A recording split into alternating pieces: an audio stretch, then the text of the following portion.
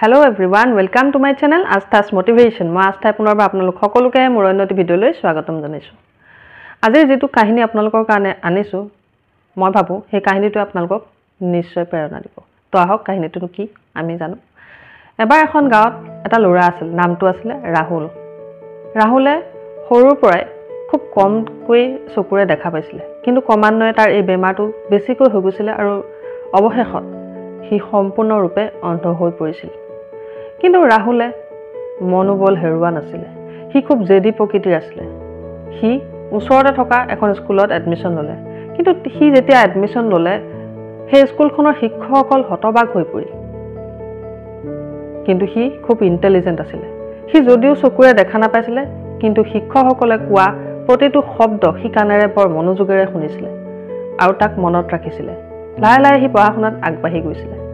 তাৰ এই সফলতা দেখি গাঁৱৰ যিজন গাঁওবুঢ়া এদিন ৰাহুলক মাতি পঠালে আৰু ৰাহুলক ক'লে, ৰাহুল, তুমি এজন খুব ইণ্টেলিজেন্ট ল'ৰা হয়, কিন্তু তোমাৰ কাৰণে এই গাঁওখনত একো সুবিধা নাই। তুমি এটা কাম কৰা, চহৰলৈ যোৱা আৰু তাতে তুমি ভাল সুবিধা পাবা।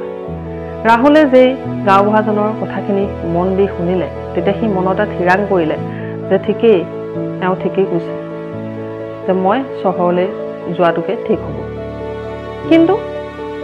কিন্তু কি তাৰ আৰ্থিক অৱস্থা ভাল নাছিল। তাৰ হাতত পইচা নাই চহৰলৈ যাবলৈ, কিন্তু সি মনোবল হেৰুৱা নাছিল।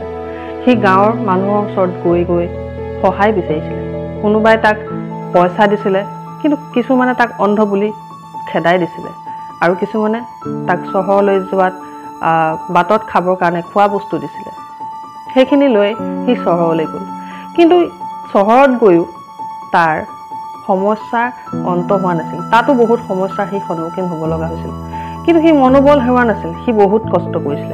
সি দিনে ৰাতিয়ে কষ্ট কৰি কৰি অৱশেষত এটা কোম্পানীত সি চাকৰি পালে। কিন্তু চাকৰিটো কি আছিল?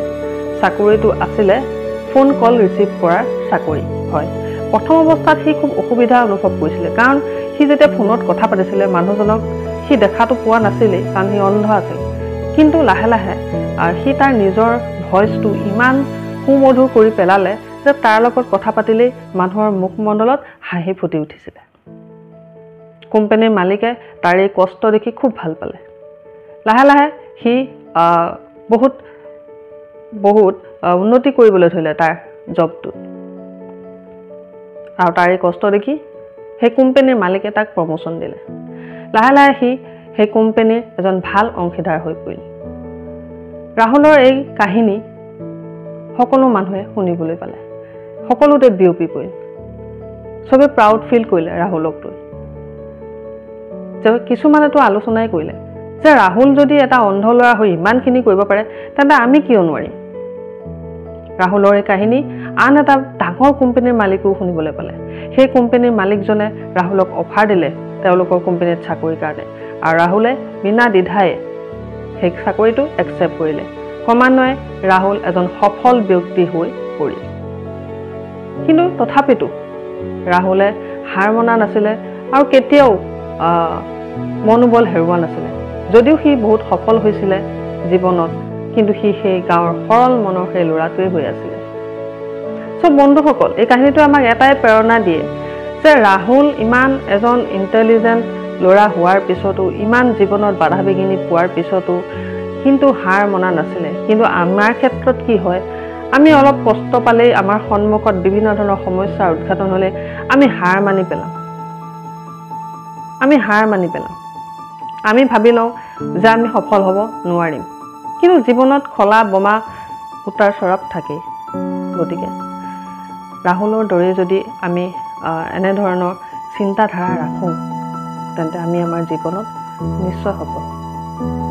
যিমান বাধা বিঘিনি হওক, যিমান সমস্যা হওক জীৱনত, আমি সেইখিনি পাৰ কৰি যাব পাৰিম।